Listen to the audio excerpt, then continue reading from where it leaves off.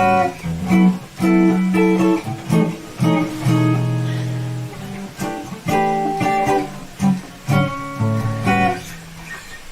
and welcome to the Maestro Online. How are you?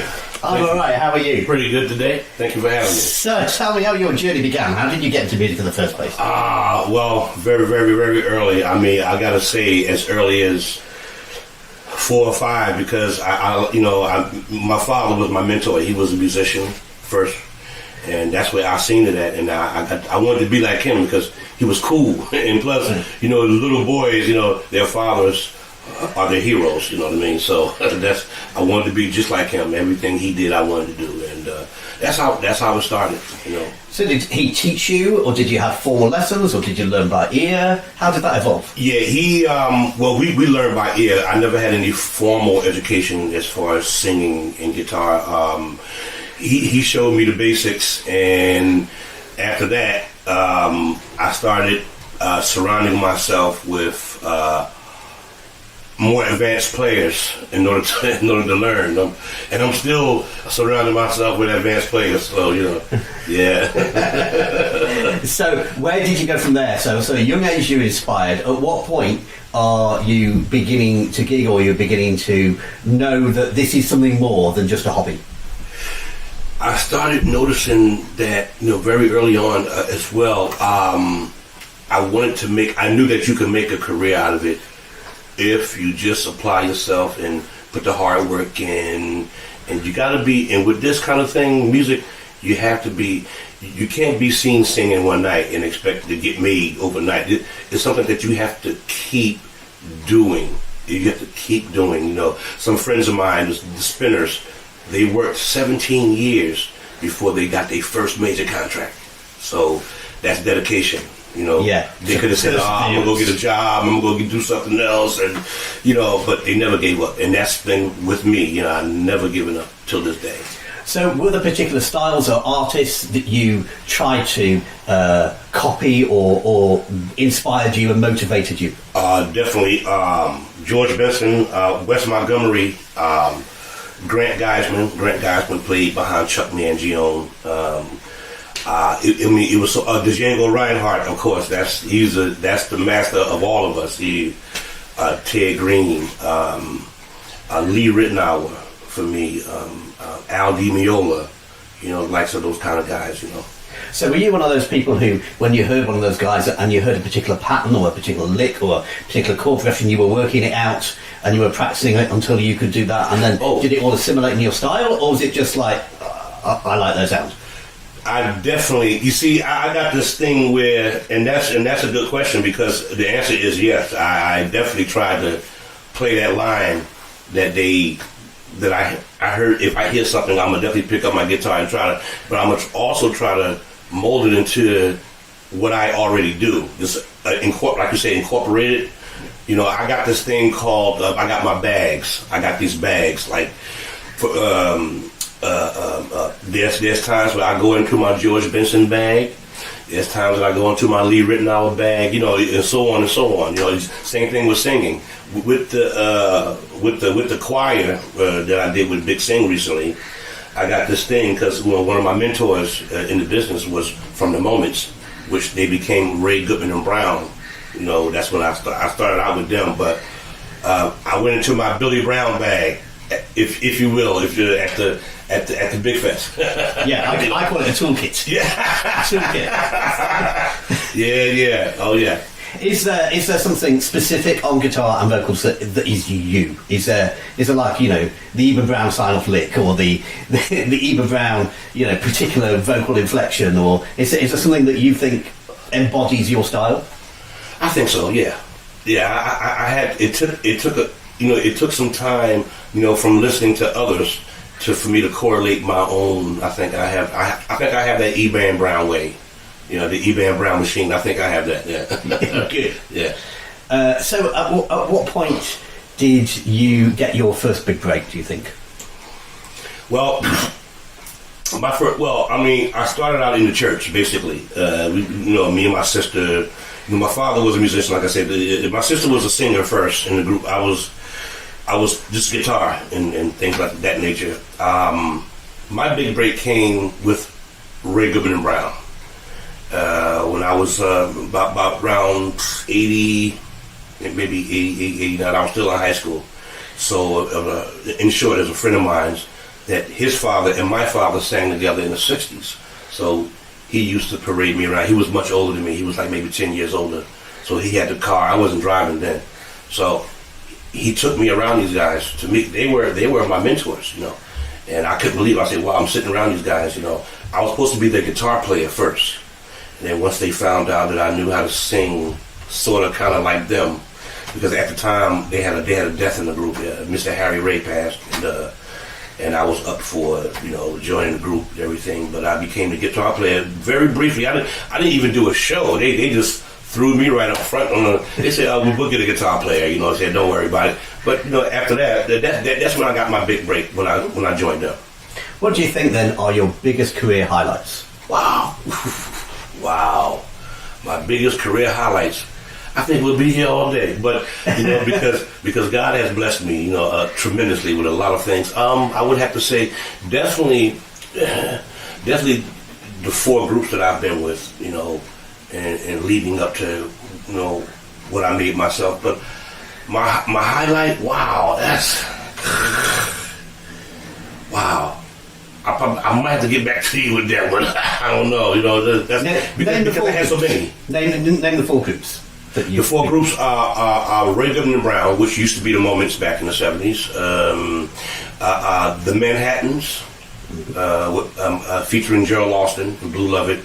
The Delphonics, myself, Wilbert Hart, Major Harris, the late Major Harris. And lastly, it was the Stylistics for 18 years, you know, until 2018. Fantastic. Which, I'm going to rephrase that career highlights question then. Is there a moment in your career that touches your soul, or is going to be the memory that you're going to, you know, tell future generations when you're like 90 or something like that? It's going to be your memory that's going to stand out as most meaningful for you. Yeah. Let me see.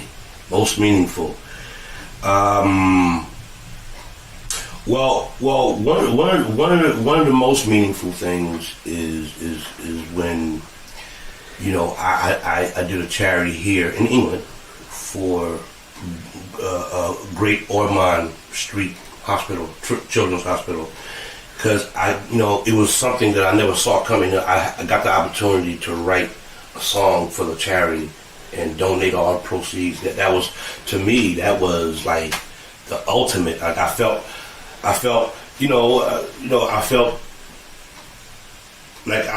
like I was the king, you know, because it's something that I've always wanted to help other people, and in my business, it's like an unwritten rule that you must reach out and help someone else, reach out and touch somebody else. You know, if you got it, if you got some good things going on, try to reach out and pull somebody else up. You know, and I love doing that. Reminds me of that song, I'm going to lift my brother up. Lift my brother up. Yeah. But alongside that, I have many highlights. I'm sitting here thinking, there's many highlights. That's when I performed at Wembley solo, the Echo Arena in Liverpool, the NEC in Birmingham. They're called something else now, I think. And it was. It was something that I never thought that I could accomplish. You know what I mean? And of course, working with other artists that I never thought that I grew up listening to. You know, so a lot of these people had hit records when I was in training pants. You know, like Tavares and Sister Sledge, and you know what I mean, and let alone the guys that I've sang with. You know what I mean? It was like. You know, I think my father was kind of shocked, but he always saw it. He always saw it in me because he always wanted me to do music. He didn't want me to get a job. He didn't want me to do nothing. I went to school and I got out of school, but he wanted me to concentrate on music. So do you think his belief and faith in you led you to have that absolutely perseverance, determination through every adversity and challenge? Absolutely. He definitely encouraged me, because we used to talk and he used to say, like, especially when I started out as a bass player. This is guitar, but I started as a bass player, and he said to me, I'm about 8 or 9, and he's like, well, when I sit down and show you these things, when I teach you about the fretboard and the guitar and the bass, you're going to have to divide some of your playtime outside with your friends. You got to sit in the house and practice and study. And I had no problem with it because if you let my mother talk to you, she would tell you that I was a grown man at 5 and 6. And I tried to do everything that grown folks were doing in terms of, So were you like playing 20 minutes a day, half an hour a day, an hour a day?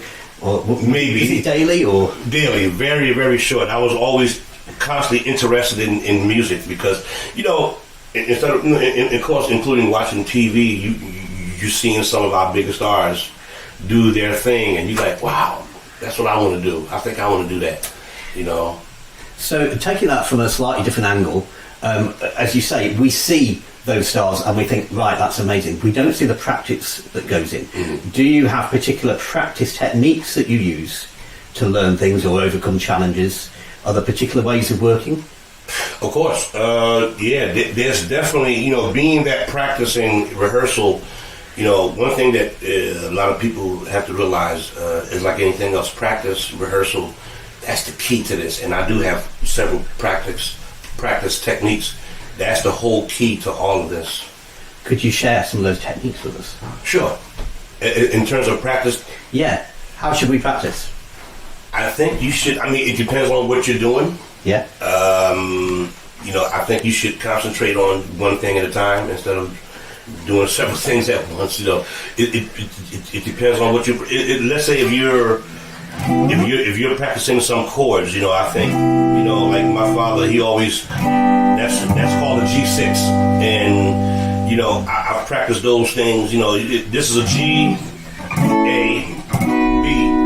So and then of course you got your single notes to be, but knowing your fretboard and stuff like that, I think if you have a pattern, like I would have something. This is what my father first taught me when I first started. I'm gonna go from a G to an A, back from the A to the G. This is what he taught me very, very early. We used to just do the.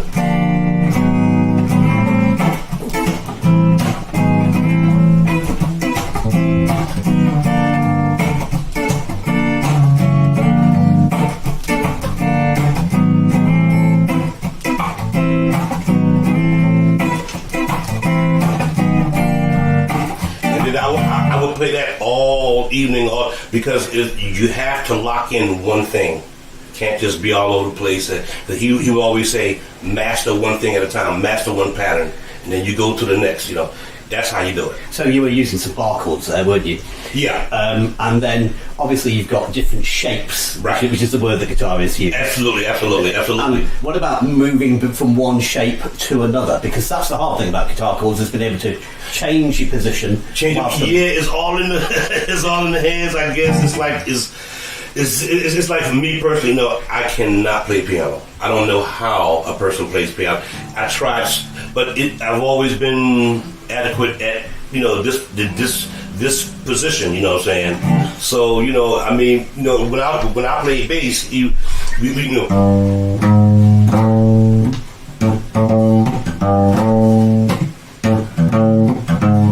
that's what I would do, and he would have the guitar. He would go.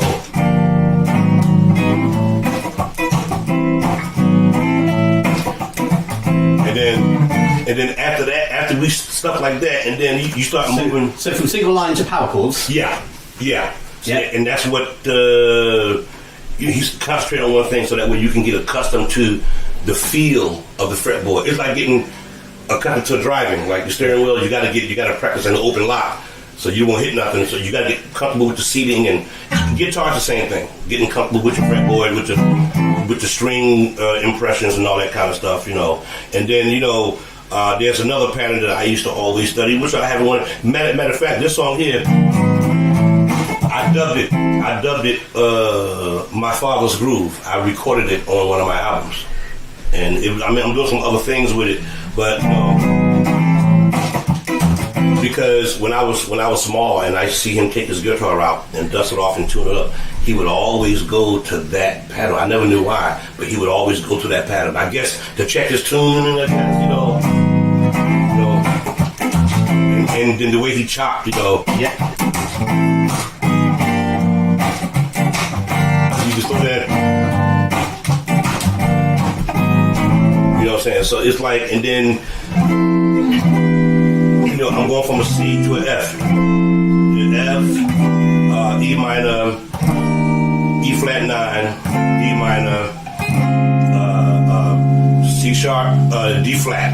C sharp and D flat the same. And back to your C9. You know what I'm saying? So individual notes, power chords, variations of bar chords. Right. Then what about changing from one chord to another when you've got a really different shape? I mean, it's like and you really got to study that. You really have to study that. Let's do a regular jazz, a little. You know, that's a change. So you got to, fellas, let me tell you something you should do. You know what I'm saying? So you go from the A minor to, and it's all in your hands and the chords. And man, you have several. Now, one thing about it, you have several Ds. Yeah, several type of Ds. You know, and then you got that one. You got that one. Got that one. So you know, there's several types of Ds. There's several types of formations of every chord on the piano or the guitar. You know. So it's like something that you get to practice and study. My father, he used to draw. We couldn't afford any books and like guitar books, so he used to draw the diagram by hand for me. So you know, and that's how we studied. Okay, so that's Eban Brown and practice technique. Yeah. So even if you were to give people advice other than practice hard, what would your advice to aspiring musicians be? I say first and foremost, you know, realize what you want to do and how you want to do it. And I'll say this to every up and coming musician, because if you're creating songs, try to create songs that you can sing for the rest of your life. Because there was an era, you know, the era that I come from, the songs that I recorded, even the Stylistics, you know, Ray Goodman and Brown, man, those guys, you know, we could sing those songs until we're 100 years old. You know, meaning you don't outgrow good music. So don't try to create nothing that's only for the moment, you know. And secondly, don't make nothing that your mother can't listen to. I say that strongly. Don't make nothing that you know. I still have my mother. My mother's elderly, and she can listen to all my music, you know, because there's nothing vulgar in it and things of that nature. Also, you know, in the business, if you want to get in the business, educate yourselves, because this business can break your heart. But if you're steadfast and you're eager, stick to it, no matter what people say to you about you, or don't let nobody tell you can't do anything. You know what I'm saying? Because I had a lot of that myself coming up. You know, I've heard, oh, he can't do this, he can't do that. You know, you'll never be. You know, let that be your fuel. You know, don't listen to that. You know, whatever you want to do with your life, because I feel like God puts it in your heart for you, so you got to follow it. Whatever you want to do, basically. Eban Brown, thank you very much.